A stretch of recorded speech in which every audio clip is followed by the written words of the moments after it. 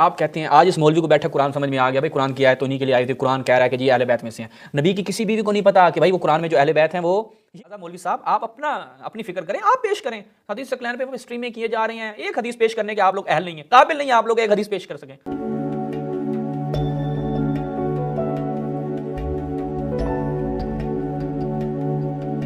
بسم اللہ الرحمن الرحیم۔ ناظرین چلتے ہیں آیت تطہیر کے حوالے سے، اگرچہ ہم مفصل کلام کر چکے ہیں لیکن پھر بھی ظاہری بات ہے نواسب کی عقل تو ہوتی ہے گھٹنے میں، ان کو کہاں اتنی عقل ہے، کہاں اتنی سمجھ ہے، اور یہ اپنے ایک جو ہے وہ اپنی جہالت کی بنا پر مختلف استدلالات رکھتے ہیں، اور ظاہری بات ہے یہ ایک عرصہ دراز سے سلسلہ چلتا آیا ہے، اب بھی چل رہا ہے، جاری و ساری ہے۔ چلتے ہیں، ایک مولوی جو ہے وہ کیا کر رہا ہے، کوشش کر رہا ہے کچھ اپنی جہالت کا رائتہ پھیلانے کی، اب دیکھتے ہیں وہ کیا بیان کرتا ہے، پھر اس کا جواب عرض کرتے ہیں۔ جی اپنے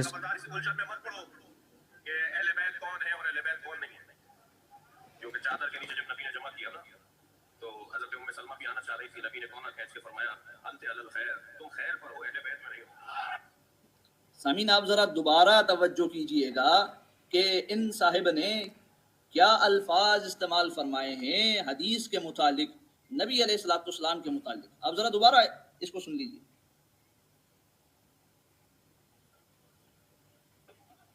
کیونکہ چادر کے نیچے جب نبی نے جمع کیا نا تو حضرت ام سلمہ بھی آنا چاہ رہی تھی، نبی نے کونہ کھینچ کے فرمایا انت علی الخیر، تم خیر پر ہو، اہل بیت میں نہیں ہو۔ ٹھیک ہے، یہ کہتے ہیں کہ حضرت ام سلمہ رضی اللہ تعالی عنہا جب جو ہے وہ آنا چاہ رہی تھی اس چادر کے نیچے، تو آپ علیہ الصلوۃ والسلام نے اس چادر کو کھینچ لیا اور ان سے فرمایا کہ تم خیر پر ہو، پر اہل بیت میں نہیں ہو۔ اب یہ اصل میں جواب دے رہے ہیں قبلہ مولانا شہنشاہ نقوی صاحب کو، اور بیان کر رہے ہیں کہ جناب علامہ صاحب نے جو یہ بیان کیا حضرت ام سلمہ کی ایک مشہور روایت ہے، اس کے الفاظ پہ آپ غور کریں کہ آپ خیر پر ہیں، اہل بیت میں سے نہیں ہیں۔ اب ان کا اعتراض کس چیز پر ہے؟ وہ کہتے ہیں رسول اللہ کی حدیث میں یہ الفاظ تو نہیں تھے کہ آپ اہل بیت میں سے نہیں ہیں۔ ٹھیک ہے، آپ دیکھیے گا یہ اس کا جواب جب دے رہے ہیں تو یہ خود ایک ایسی خیانت کریں گے، علامہ کا جو ہے وہ مفہوم تو پھر بھی آرام سے نکلتا ہے اس روایت سے، اور روایت ہم آپ کے سامنے رکھیں گے، لیکن اس ناسبی مولوی کا مفہوم ذرا برابر بھی نکلتا ہے، اور خود کس قدر ڈنڈی مارتا ہے۔ ظاہری بات ہے نا، جھوٹے بندے کا حافظہ کہاں کام کرتا ہے، اور پھر ظاہری بات ہے ناسبیوں کی آپ کو جیسا کہ عرض کیا کہ جہالت کے خوب اندھیرے میں یہ لوگ ڈوبے ہوئے ہیں۔ سنیں جی، یہ حدیث ہے آپ کے سامنے، یہ حدیث ہے آپ کے سامنے، وہی حدیث جس میں کہیں آپ کو یہ الفاظ نہیں ملیں گے کہ نبی علیہ الصلوۃ والسلام نے حضرت ام سلمہ رضی اللہ تعالی عنہا سے فرمایا ہو کہ بھائی تم اہل بیت میں سے نہیں ہو۔ نبی علیہ الصلوۃ والسلام نے یہ بات حضرت ام سلمہ رضی اللہ تعالی عنہا سے فرمائی ہو، اس طرح کی کوئی حدیث نہیں، جس سے یہ بات بالکل واضح ہو جاتی ہے کہ اس ذاکر صاحب نے جھوٹ بولا ہے۔ ذاکر صاحب نے جھوٹ بولے ہیں۔ ٹھیک ہے، ابھی روایت رکھتے ہیں آپ کے سامنے بھائی کہ کائے کا دکھ درد ہے، ابھی دور کرتے ہیں آپ کا۔ ذاکر صاحب نے جھوٹ بولا، ٹھیک ہے، تو یہ ہے ان کے ذاکرین کا حال۔ یہ ان کے ذاکرین کی حالت ہے، آگے صفحہ نشون پہ دین یہ کہتے ہیں جی ان کے ذاکرین کی حالت ہے، بھائی تمہاری حالت تو ابھی ایک منٹ نہیں لگے گا، ابھی سامنے آنے والی ہے کہ عوام الناس کے سامنے نبی علیہ الصلوۃ والسلام کا نام لے کر آپ علیہ الصلوۃ والسلام کی حدیث پر جھوٹ بولا جا رہا ہے۔ جھوٹ بولا جا رہا ہے، بھائی روایت جب سامنے آئے گی پتہ چل جائے گا جھوٹا کون ہے۔ جی نبی نے اس طرح فرمایا، نبی نے اس طرح فرمایا۔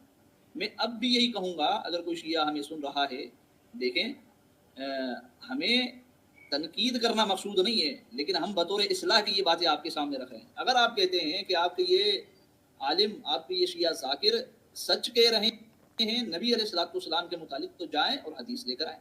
جی ابھی حدیث رکھتے ہیں، آگے سنیں، پہلے آپ کی بھی تو سن حدیث لیں۔ لے کر آئیں جس میں یہ الفاظ ہوں کہ نبی علیہ الصلوۃ والسلام نے حضرت ام سلمہ رضی اللہ تعالی عنہا سے فرمایا کہ تم اہل بیت میں نہیں ہو۔ اب میں آپ کے سامنے حدیث رکھوں گا کہ رسول اللہ نے تفکیک کی ہے، جدائی کی ہے اہل البیت اور ازواج نبی میں، کہ آپ ازواج نبی میں سے ہیں، جو اس آیت میں اہل البیت ہیں اور جو یہ زیر قصہ ہیں ان میں آپ نہیں ہیں، آپ اہل البیت میں سے ہیں۔ حضرت ام سلمہ کو واضح بیان فرمایا، صحیح السند روایات بھی رکھتا ہوں آپ کے سامنے۔ اور میں نے دوسرا سوال یہی رکھا تھا کہ بھائی آپ لوگ نبی علیہ الصلوۃ والسلام کی گھر والیوں کو اہل بیت میں شامل نہیں مانتے، تو اس کے لیے آپ نص دیں نا۔ بھائی آپ نص دیں گے کہ وہ اہل البیت میں سے ہیں؟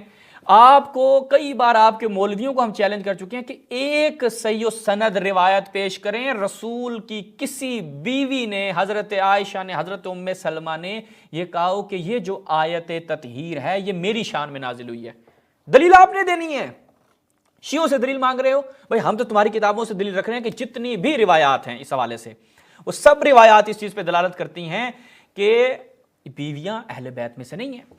اور ان کے مولویوں کو یہ کہتے ہیں جناب یہ آیت تطہیر کو ادھورا پڑھتے ہیں. ایک اور ہم نے چیلنج کیا تھا, ہم نے کہا تھا کہ بھائی ایک روایت پیش کرو, صحیح السند روایت پیش کرو کہ یہ آیت جو نازل ہوئی آیت تطہیر جو آپ کہتے ہو کہ یا نساء النبی فلاں جگہ سے شروع ہو رہی ہے یہاں تک آ رہی ہے سورہ احزاب کی 33ویں سورہ کی 33ویں آیت, یہ اس ٹکڑے کے علاوہ پوری سیاق کے ساتھ نازل ہوئی ہے. پیش کرو نا روایت, لوگوں کے سامنے رکھو کہ بھائی یہ آیت نازل ہوئی تو رسول نے فرمایا اے میری بیویوں یہ تمہارے لیے آیت نازل ہوئی ہے, یہ تمہاری شان میں, یہ تمہاری مدح میں ہے. وہ پیش کرو نا کہ انما یرید اللہ لیذھب, یہ جو آیت ہے یہ بیویوں کے لیے, ایک روایت پیش کرو. شیعوں سے تقاضا کر رہے ہو, بھائی شیعہ تو کئی روایتیں دکھا رہے ہیں, وہاں پر پنجتن پاک کو مخصوص کر دیا. بھائی قرآن کی تفسیر یہ مولوی کرے گا یا رسول اللہ کریں گے؟ لتبین للناس کس نے کرنا ہے؟ رسول اللہ نے کرنا ہے. رسول اللہ مبین قرآن ہے. اگر ایک آیت نازل ہوتی ہے تو اس کا شان نزول دیکھنا ہے, دیکھنا ہے کہ اس کے حوالے سے رسول اللہ نے کیا بیان فرمایا ہے.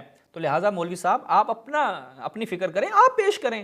حدیث ثقلین پہ اسٹریمیں کیے جا رہی ہیں, ایک حدیث پیش کرنے کے آپ لوگ اہل نہیں ہیں, قابل نہیں ہیں آپ لوگ ایک حدیث پیش کر سکیں. آگے سنیں. اس کے لیے آپ قرآن کی یا تو اس طرح کی آیت ہے جس میں یہ بات ہو, یا تو نبی علیہ السلام کا یہ فرمان دے نا آپ. لیکن آپ کے اس شیعہ ذاکر میں اس حدیث کے متعلق جھوٹ ہو, اس حدیث کے متعلق جھوٹ ہو.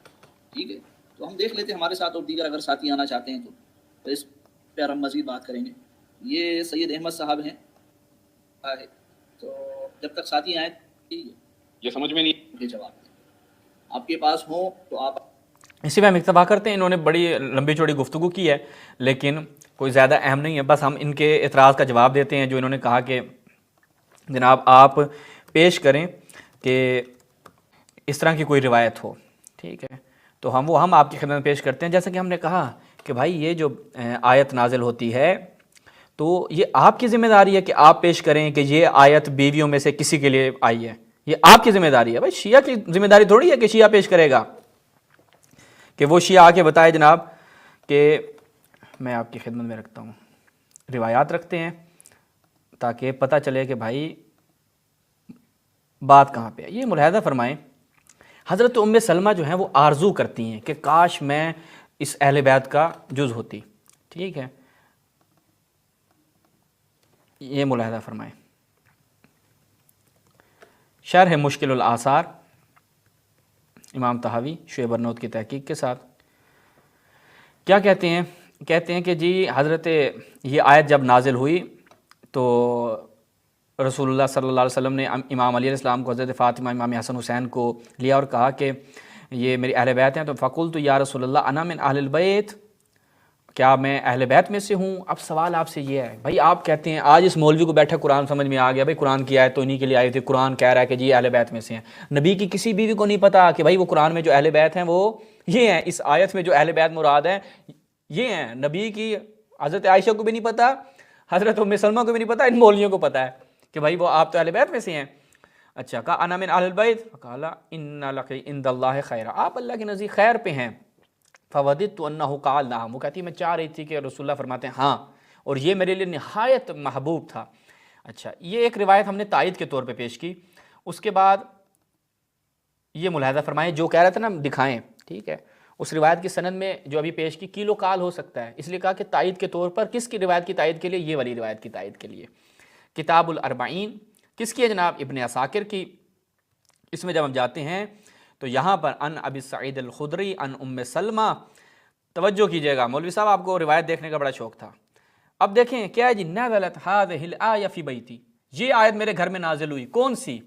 میرے اہل سنت بھائیوں سے میرا ایک عرصے سے سوال ہے, کون سی آیت؟ یا نساء النبی سورہ احزاب کی آیت نمبر 33 کہاں سے شروع ہو رہی ہے؟ آپ کہتے ہیں بھائی وہاں سے شروع ہو رہی ہے, رسول کی بیوی کو خطاب ہو رہا ہے. ٹھیک ہے, کہ کرنا فی بیوتکن, بھائی کننا تننا کننا پننا سب یہ آ رہا ہے, نبی کی بیویاں ساری. بھائی یہ جو آیت نازل ہوئی ہے حضرت ام سلمہ, کہتے ہیں جی شیعہ آیت کاٹ دیتے ہیں, پوری نہیں پڑھتے. وہ حضرت ام سلمہ نے کاٹ دی, اللہ تعالیٰ نے اس یہ ٹکڑا نازل کیا ہے. بھائی جو آپ لوگوں نے بگاڑنا ہے ان کا بگاڑیں, شیعوں کے اوپر کیوں چڑھائی کرتے ہیں؟ نزلت هذه الآية في بيتي، یہ آیت میرے گھر میں نازل ہوئی، انما یرید اللہ لیذھب عنکم الرجس اہل البیت ویطہرکم تطہیرا۔ کہاں ہے بھائی بیویاں والا، کہاں ہے پیچھے، آگے پیچھے والی آیت نہیں ہے۔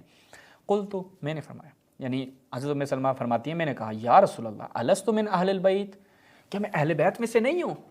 اب بھائی آپ کہتے ہیں بھائی اہل بیت میں سے تھیں تو رسول اللہ بیان فرما دیتے ہاں ہاں تم اہل بیت میں سے ہو، لیکن یہ والے چلیں ان کو بھی میں شامل کر رہا ہوں۔ نہیں، اس طرح کوئی کلام رسول اللہ نے نہیں کیا، نہایت واضح، کوئی متشابہ نہیں ہے، محکم جو ہے وہ بیان کیا کہ انکی الی خیر، آپ خیر پر ہیں، انکی من ازواج رسول اللہ، آپ ازواج رسول میں سے ہیں۔ سوال دیکھیں، الست من اہل البیت، رسول نے کیا فرمایا، انکی من ازواج، بھئی آپ پوچھے کیا میں اہل بیت میں سے نہیں ہوں، آپ بیویوں میں سے ہیں، کیا مطلب ہے؟ کوئی عقل مند بندہ اس کا ترجمہ مجھے بتا دے۔ کچھ ایک خاتون پوچھتی ہے کہ کیا میں ان اہل بیت میں سے نہیں ہوں، رسول نے فرمایا آپ بیویوں میں سے ہیں، آپ خیر پہ ہیں، یعنی کہ یہ جو ان کو شرف حاصل ہو رہا ہے، ٹھیک ہے، اس سے یہ آپ نہ سوچیں کہ آپ اعوذ باللہ خیر پر نہیں ہیں، آپ خیر پر ہیں، ٹھیک ہے اپنی جگہ پہ۔ انک من ازواج رسول اللہ، ازواج اور اہل بیت کی تفکیک کس نے کی ہے، جدائی کس نے کی ہے؟ رسول اللہ نے۔ یہ جدائی کون کر رہا ہے؟ رسول اللہ۔ قالت، اور اس کے بعد کیا فرمایا حضرت ام سلمہ نے، وقالت و اہل البیت، اور اہل بیت کون ہے؟ حضرت ام سلمہ کی زبانی سنیں، رسول اللہ، علی، فاطمہ، حسن والحسین رضی اللہ عنہم اجمعین علیہم السلام، ھذا حدیث صحیح، ٹھیک ہے۔ اب مجھے بتائیں پھر آگے کی کیا کہتے ہیں، والآیہ، یہ جو آیت ہے کون سی، انما نزلت خاصہ فی ہؤلاء المذکورین، یہ انہی کے لیے نازل ہوئی ہے، یہ نازل ان کے لیے ہوئی ہے۔ یہ کہتے ہیں جو قرآن نے تو بیویوں کو کہا ہے، بھائی بیان کیا جا رہا ہے، آپ کے اپنے علماء اس چیز کو بیان کر رہے ہیں کہ یہ آیت ان پنجتن پاک کے لیے خاص طور پر نازل ہوئی ہے۔ مولوی کہتا ہے نہیں، اس لیے تو ہم نے کہا نا کہ تم لوگوں کا رسول اللہ کے دین سے کوئی تعلق نہیں ہے، کیونکہ رسول اللہ کے دین جو ہے وہ تم لوگوں نے سائڈ پہ لگایا ہوا ہے، اپنے من مرضیاں چلائی ہوئی ہیں، اپنا ذوق چلایا ہوا ہے، اپنا دماغ چلایا ہوا، بھائی قرآن میں فلاں جگہ پہ، یہ قرآن کا مبین شارح کون ہے؟ ابھی تو آپ کے اپنے علماء نے بیان کیا کہ جب ایک تفسیر رسول سے مل رہی ہے تو ہم تفسیر لیں گے، وہ تفسیر لینی ہے یا نہیں لینی؟ ابن تیمیہ وغیرہ نے علوم تفسیر میں آپ جا کے دیکھیں وہ بیان کیا اس چیز کو کہ بھائی ہم رسول اللہ کے فرمان کو دیکھیں گے کہ رسول اللہ کا فرمان یا تفسیر میں اس کے بارے میں کیا بیان کیا جا رہا ہے، نہ کہ اپنی جیب سے تفسیر کریں گے۔ حضرت ابو ہریرہ بننے کی ضرورت نہیں ہے ہر جگہ پہ نا میرے بھائی۔ تو لہٰذا یہ مولوی صاحب نے کہا تھا کہ جی ذاکر صاحب، علامہ صاحب جھوٹ بول رہے ہیں، خیانت کر رہے ہیں، خیانت تو آپ لوگ کر رہے ہیں، اپنے ساتھ بھی کر رہے ہیں، اپنے دین کے ساتھ بھی کر رہے ہیں، رسول اللہ صلی اللہ علیہ وسلم کے ساتھ بھی کر رہے ہیں، لوگوں کے ساتھ بھی کر رہے ہیں، بیچاری معصوم عوام کے ساتھ بھی کر رہے ہیں، معصوم برادران اہل سنت کے ساتھ بھی کر رہے ہیں۔ تو یہ ان مولانا کی جہالت تھی جس کے اوپر ہم نے کچھ معروضات آپ کی خدمت میں عرض کی۔ انشاءاللہ مزید بھی ان کی اور جہالتیں ہیں، اس کے اوپر آگے چل کر کلام کریں گے۔ والسلام علیکم ورحمۃ اللہ۔